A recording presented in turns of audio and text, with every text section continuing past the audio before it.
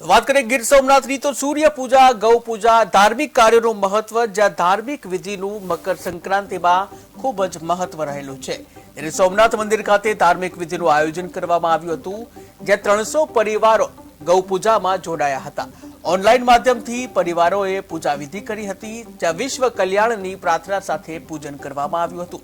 ત્યારે શિવલિંગ પર વિશેષ અભિષેક કરવામાં આવ્યો છે, જ્યાં મોટી સંખ્યામાં ભક્તો ઉમટી પડ્યા હતા। तीर्थधामમાં આજે મકર સંક્રાંતિના પવિત્ર દિવસે સોમનાથ મંદિરમાં ભગવાન સૂર્યની આજે પૂજા કરવામાં આવી। ખાસ કરીને આજે મકર સંક્રાંતિએ ભગવાન સૂર્યની પૂજા, ગૌ માતાના પૂજનનું એક અનેરું મહાત્મય છે। આદિ અનાદિકાળથી જ્યારે આ મકર સંક્રાંતિએ સૂર્ય છે મકર રાશિમાં પ્રવેશ કરતો હોય અને ખૂબ પવિત્ર માનવામાં આવે છે અને આ દિવસે ખાસ કરીને વિશેષ પૂજાનું મહત્વ હોય છે। ખાસ કરીને જ્યારે પ્રભાસ તીર્થ છે એને ભાસ્કર તીર્થ તરીકે પણ ઓળખવામાં આવે છે। આ એક અર્ક સ્થળ તરીકે પણ પ્રચલિત છે।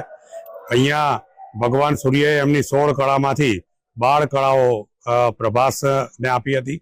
સોમનાથ તીર્થધામમાં આજે મકર સંક્રાંતિના પવિત્ર દિવસે સોમનાથ મંદિરમાં